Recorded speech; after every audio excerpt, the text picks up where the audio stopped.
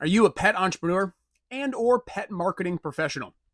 Do you want a place where you can gain innovative marketing strategies, receive actionable advice, keep up with the latest trends, and thrive in today's market? Welcome to the Pet Marketing Mastermind. All guests are proven and successful marketers in the pet industry. Alicia, welcome to the Pet Marketing Mastermind. Let's start off with your story. How did Canine Activity Club come to life, and what inspired you to build next level enrichment experience for dogs? Oh, those are good questions. I like those. Well, I did not really grow up wanting my life to be as a dog care professional. I think some people have that as their lifetime goal, and I love it.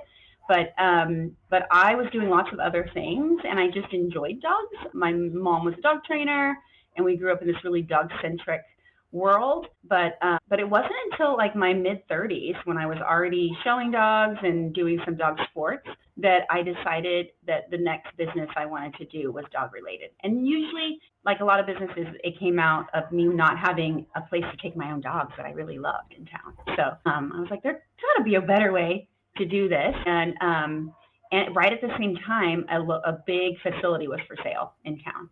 So, off to the races. I love it. I love it. What was your first marketing related role? One where you had to put the marketing hat on. I'm assuming this was before you opened up your first pet industry.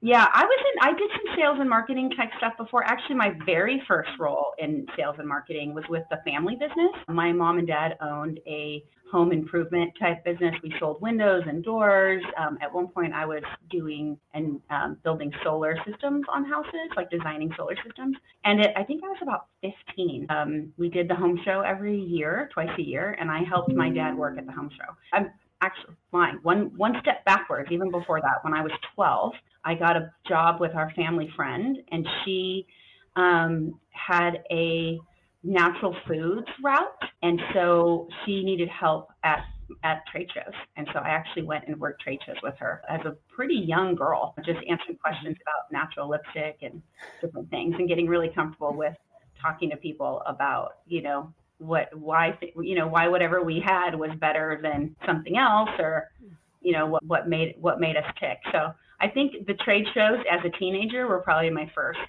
experience in sales and marketing. Yes, that will grind you, sharpen you for sure. Trade shows, being on your feet 12, 14 hours a day. Yeah. Taking sales objectives left, right, and center, pitching. Yeah, it helps you refine what you say to people and how you say it, and what you can tell instantly. It's like the iterations of online marketing now, where you do a test ad, and then you tweak it if it doesn't work, and you do another one, or you do several and you pick the one that works the best. It's like live version of that with people. And so you can instantly see what connects people, what they're connected with, what turns them off and has them walk away. Yeah, you don't want to do that one again. I think those trade shows are underrated. Absolutely. Young marketers, go to a trade show, ask somebody to grind in a booth for 12 hours. Yeah. If you love it afterwards, maybe this is the path and career for you. Let's get back into dog care a little bit. Canine Activity Club isn't your typical daycare. Obviously, you saw a gap in the market. How do you approach marketing on enrichment-based service differently from traditional boarding and daycare? How do we approach marketing? It's different. I think it's education-based, educating what can be done differently, what should be done differently, what doing different things in the maybe the daycare experience or the boarding experience, how that changes the home life a little bit, right? So I think it always comes back to education. I love it. And you've built such a loyal and engaged community within Canine. What have been some key strategies or touch points that have helped you earn that trust and excitement from pet parents? When you first started, how did you, earn trust and excitement? Full disclosure, I was on a call earlier today, and they're like, "Oh, I know Canine. You happen to come up." And so there's somebody that was years ago, now lives in Texas, member of the Canine brand. So what has been your key to success? Well, really, I think I am obsessed with the customer experience. I'm also obsessed with the dog's experience within our facility. So I think that really does show throughout, through the customers who are actually paying for things, but their dogs are not going to lie to them about what they really want, and if they like it here, and if how you handle dogs while they're here will really determine what kind of experience they had. But I think it's just my obsession with the customer experience, from the time they drive in to what it feels like when they come into the office, when they choose to buy a training package, let's say, which is a pretty significant investment. We were literally talking this morning about how we phrase that on a walkie-talkie so that it sounds the best and it has them feel like they just made a really great decision and they're, coming into a facility that supports them, right? So I think it's obsessed about the customer experience from start to finish. I absolutely love that obsession of those, I think seemingly little things, but in the eyes of the customer, they're everything. You hear it on the call, you hear it on the walkie, you see this one little thing. Yeah, I don't want people ever to feel like they're not even just unwelcome. That would be a huge step. But I think Disney's obsessed with the customer experience too, and we are certainly not Disneyland here, and nor do I like a lot of that crazy, silly things. But I love the concept of it. I love the concept of the customer experience and paying close attention to how we resolve problems or issues, even down to, I talked about this on another podcast, but even down to when the dogs check in. Instead of removing the dog from the owner, we are really conscious about waiting and letting the owner leave and then taking the dog to where they're supposed to go. And in reality, they walk willingly with us when the mom and dad aren't there. But if their mom and dad are there, and you're when you go to the vet and the dog is dragged away from you and it feels terrible because the dog's I don't know what's going on, I'm confused. Nobody likes that. So, don't do it. Don't drive the dog away from their parent. Just wait, and everybody will feel better, including the dog, obviously, about the experience. So things like that, little bits of glory. I love that little customer obsession. Every moment matters. It's impressive to see it. So let's talk about another one of your ventures, Crazy Dog Club. It has a unique vibe. It's educational, fun, and totally community focused, of course. What was the aha moment that made you realize that this kind of platform was needed? Are you a crazy dog mom yourself? Was it a morning? Sure. Yeah, for sure I am. Absolutely. I am my own best customer, I think. I spend a ton of money on the dogs. I'm constantly ordering them treats and toys and different things. But I think it started with I was shopping for insurance, and there's AAA for I'm shopping for insurance, but now that I have AAA, I also get a discount at, the hotel. This is kind of a weird tie-in, right? And so I was just exploring what that would be like in the pet industry and making, a universal club. Did you know there's not a club for dog lovers? How is that even possible? There's not a universal, I'd be fine if there were 100 different clubs for dog lovers, right? But in the United States, there's not one club that creates this buyer's discount. And I think there's enough dog owners out there who, can band together, and then together we can get group discounts. And when you ask, as they ask merchants and different service providers, hey, we're a big group, can we get a discount? They say yes. It's a pretty great win-win for them. They get a bunch of new, already vetted crazy dog people, and then we get a group discount, a buyer's discount. So that's a big portion of it. And then the side, which I also think is one of the best services, is the virtual vet care that goes with Crazy Dog Club, because a lot of us are out and about. We travel with dogs. We're away from our regular vet, or in the times where we can't get in because it's busy, we have literally a vet in our pocket. And I love it so much that I bought the same service for all of my staff members as a employee perk. Amazing. Cool. What a fantastic perk. Yeah. Bring it back to K9. I love that you saw this, we're crazy dog people and we want to buy cool products. I know Crazy Dog Club is relatively new, but do you have a thing that's been most impactful so far, whether with another crazy dog parent, another pet business you reached out to, maybe while you're reaching out to somebody? What's been that moment that's been hey, I'm excited about this business as it's moving forward?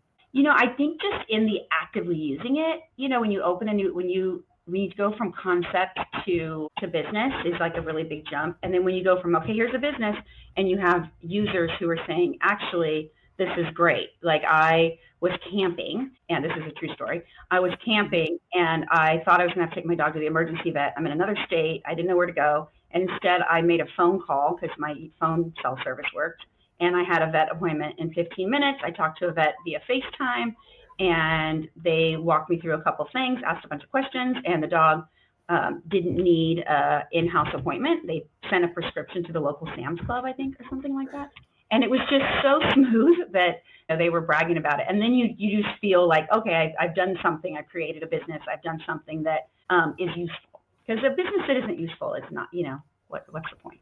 For sure. Yeah, that concept to practical and then seeing the effect. You're like, okay, I'm on to something. Let's move it forward. I love that. In the woods, what do you do? Especially like driving into the nearest place in one horse town with one vet that only works Monday through Thursday until 3. You end up in an emergency room. In reality, you probably end up at an emergency room 60 minutes away. And It's your entire day to go deal with something that was a quick prescription pickup instead. Certainly, it doesn't work for everything. There's lots of reasons you need a vet in person for. But there's a ton of things that you can literally, I used it personally for my bunny rabbit last year. There's not even a vet around here that sees bunny rabbits. And there was a question about a little bit of a snotty nose. And it was either wait like 2 weeks. And I was worried at that point that the bunny would get, some kind of pneumonia or something scary. So I was on the phone with a bunny specific vet. Like, there's like rooster specific vets. This is crazy. Like, you can talk to a chicken vet. It's awesome. Like, so there is, I'm one of those people, I love real in-person communication. So I think the virtual world of pet care or even human care, right, is a little bit new. But now I will personally pick a phone appointment with my own doctor over going and parking and going into the doctor's office and waiting in a waiting room with people. Like, I'm all about it now. I think it's great. Very much so. Same here. Such a trend of the future. So crazy dog parents, go check it out. We'll get you information at the end. So now this is number 3, just in the pet space. Okay. Brand new for you. Brand new for the entire marketplace. Let's talk Nuzzle. It's such a smart, accessible solution for in-home pet care. Huge gap in the marketplace. How is Nuzzle different from the big apps like Rover and Wag? So Nuzzle is also a marketplace, and it in some similarities will connect a pet parent to a pro, right, that specializes in pet care. But what makes it the most different is those pros are currently employed at pet facilities or veterinarians. So we have a vetting process. We get buy-in from the facility who has put in a ton of time and energy and work, as well as the pro learning, best practices and safety that I think is really the big thing that's missing from the other platforms out there, is that the vetting process or the experience level, there's no requirement for it. So we have really strict requirements to be a Nuzzle Pro. Yeah, as a user in the past of some of those platforms, I don't think we realized that it was like, I like dogs, number 1 and only qualifier. Yeah. And which is helpful. Yeah. But to downplay the professionalism that pet professionals have, I love that. I love that Nuzzle is in a place where they're saying like, nope, these pet professionals, they've been educated, hands-on experience. They've gone through trainings. How many hours for the pet professional qualify? A minimum of 1,000 hours in facility experience, and many will have a lot more than that. So, there's just nothing more important than our pets, really, right? They're our family members these days, and I can't imagine having somebody, I totally can imagine needing somebody to come to my house or wanting to do something that's not facility based. And historically, the pet sitting industry and the pet facility industry have been competitors. So this is a really nice way to blend the two. But I can't imagine leaving my dogs in the hands of somebody that has no experience, or the neighbor's 14-year-old or something like that. And that's kind of what people are left with, right? So, I would venture to guess, because I don't have the stats in front of me, that the majority of all the listed, Nuzzle pros are, well trained in all the effects of dog care. For sure. Yeah, it's understanding that is such a wild difference. It's like almost going to a mechanic and then just like asking them, are they, how much training do you have inside of a facility? And they're like, oh, obviously I have all the So having more care to your car than to your furry best friend feels like the industry will shift in the direction of Nuzzle. So I'm very excited to see that launch. Yeah, I hope so. I mean, I honestly, my 14-year-old could be listed on some of those other sites. There's literally zero requirements other than you are breathing, and you like dogs, probably. Although I don't know that I don't know that they can prove that somebody likes dogs, even that there's a way to do that. And I would say that if you've chosen to work in pet care and you have been with a facility for years, and you that is part of your lifestyle at this point, you actually do like dogs. And then we have the backup of the employer also vetting them and saying, yeah, I would trust them in some like that's a huge. That's a big stamp. And then for all those pet boarding and daycare owners, what is your message to them? Because obviously, like in the past, the R word, the W word, you'd be at conventions and people would be like, oh, shh, it doesn't exist. It's like this I feel like the taxi industry with Uber and Lyft, they like pretended it didn't exist. Yeah. And now you see more Ubers and Lyfts everywhere. So what's your message to pet boarding and daycare owners in regards to this Nuzzle revolution? I hope they're as excited as I am about it. I've worked really hard over the last, couple of years to put something together that really takes the time and effort and investment that the facility owners have put in to bring them something that expands their product/service offering. So currently, with myself as the example at Canine Activity Club, we don't offer home sitting. We also don't offer dog walking. And so we can compete in a space we weren't in before because the facilities also get a % of the booked reservations. So we can do a couple things with that. We can also serve our clients when we're full. When we're having a weekend in the summer or a holiday where we are, full, which we love. I love having a full house here, but it breaks my heart when one of our amazing clients calls, and says, hey, can you fit us in? And I have to say, no, try somebody else. That's terrible business. It is a terrible business model to turn away your clients. But, we're limited by space and safety dictates we can only take so many dogs. So instead I'll be able to say, I'm sorry, we're full, but some of our team members are privately listed on this site. And by doing that, we get to maintain our customer. We get the same revenue as we would have had likely if there's some math involved in that, but in-house, but the goal is to get the same revenue. And so it reduces the competition. And so I want it to be a win for everybody. Yeah, the transparency for everybody, for the potential new client that calls up and says, hey, it's July 1st. Do you have any bookings this weekend? You're like, we're booked. Yeah. But we have professionals that when you see Betty on Tuesday, on the 4th, then you come in the next weekend, Betty's here. Right. Versus I'm going to call my nearest competitor, or I'm going to call my frenemy that's down the street that sends me business. Yeah. It's you're keeping this in-house, and all that investment in your employee training is paying dividends. Right. Exactly. And, there's some facility requirements for that. It's minimal as far as time investment, but I really do want to make sure that we're using employees that represent the values of the business if you're going to recommend them to somebody. So it's an arm's length transaction. It's set up to be, they're set up as independent contractors, so they're not actually booking through your service. They're booking on an independent platform, and the way that works is a win-win all the way around. Especially if I don't board iguanas, right? Yeah. And in reality, my facility's full a lot for my own dogs, and I can't even bring my own non-paying dogs in. When I go out of town, and I have a couple horses, so when I go out of town, I have to have somebody come to my house. I think there will always be clients out there that use you for daycare but don't use you for boarding. They just are more comfortable with somebody coming to the house, and that's okay. And it doesn't mean, it removes that competition level, and we can actually just keep moving forward and take better care of pets. It'll be, safer options for people, and the employees have a side gig, which I love promoting side gigs, and letting them make more money. And, if they've got something coming up or they're just saving for school or different things, I love them independently deciding to do things on the side. Sure. And then we're supporting the facilities as well. So, I love it. I think it's going to be, I have a lot of excited facilities waiting to join. So I'm excited too.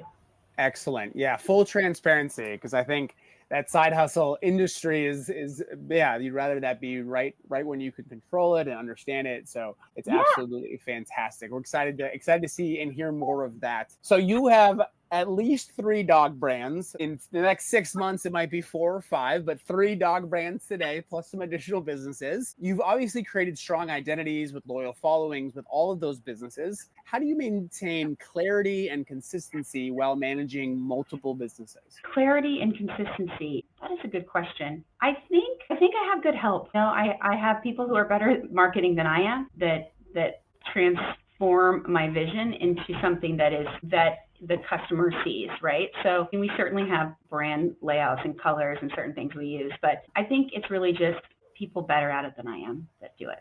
I love it. It. Fantastic.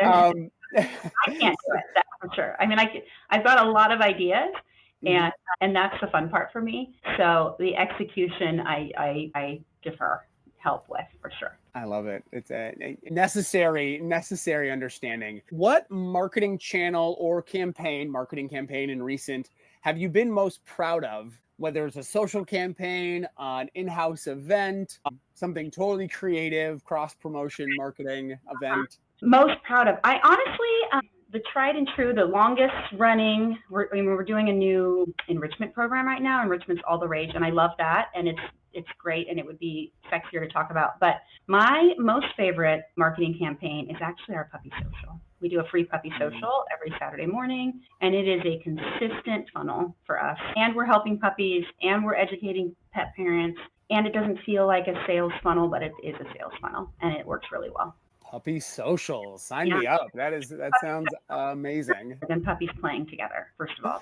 It's the best photo op. It looks the cutest on all the marketing, and it has a core value that goes with it. And I think that's why it's lasted, all these years. I started that 10 years ago here, and we still actively do a puppy social every Saturday. Oh my gosh, I love it. 52 weeks. It's like clockwork. Puppies in Sonoma County. If you're in the area, come by Puppy Socials, Canine Activity Club.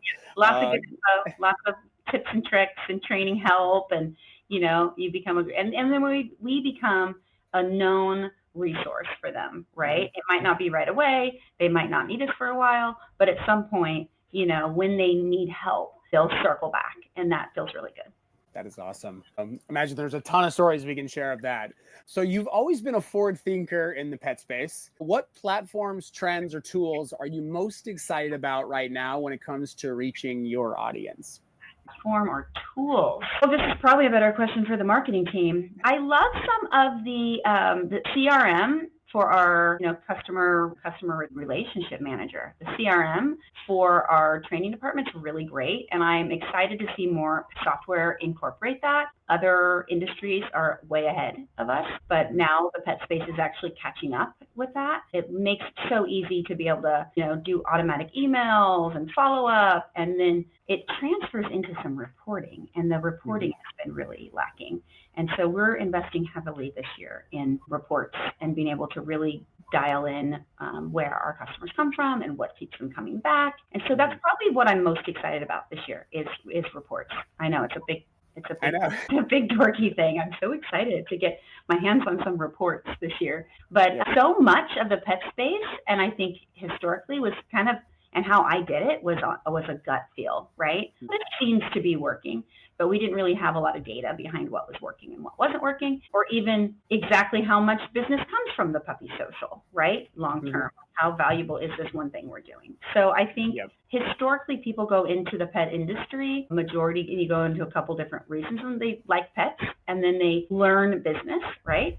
Or you have a smaller number who like business and then learn pets. And then there's a few of us in between who already were doing business, but also doing pets and combined it. And I think the more people who are business minded that are in the pet industry, or the larger facilities that are, growing or multiplying, are using good data. So I think that's my most excited thing this year. For sure. Yeah. I think that the ocean is rising in what's necessary, which makes us all better for marketing reporting, business reporting. And I think we're all geeked out a little bit. If you're not geeked out a little bit about spreadsheets, you can't really be in business. It's not a hobby. It's a business. You have to look at those numbers. So we're all a little geeky with you with the spreadsheet. So Okay. no worries there. So for pet entrepreneurs trying to launch or grow a service-based business, maybe they're in their first month of infancy or the idea is still on a napkin somewhere.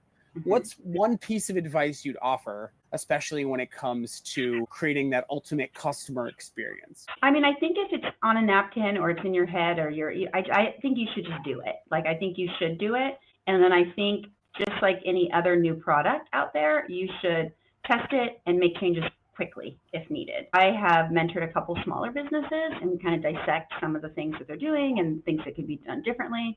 I think the first step when you're coming into a new space, if that's boarding and daycare or you're opening something that's service-based that's new, is you want to look and see what are the pain points that aren't working in other facilities and try to solve those problems for customers. So if you look at other places, negative reviews, and they close too early or they open too late or they have lots of restrictions, then you want to start out by removing barriers to a sale. And then when you're busy, you can get more restrictive. And that's what we did here, and it's worked pretty well. Amazing. I love that. I love that, looking at negative reviews at your competitors and saying, yeah, I'll take those away and review those, especially from a service-based business. And it seems like, and again, full disclosure on this podcast, Alicia and I work together in a marketing capacity.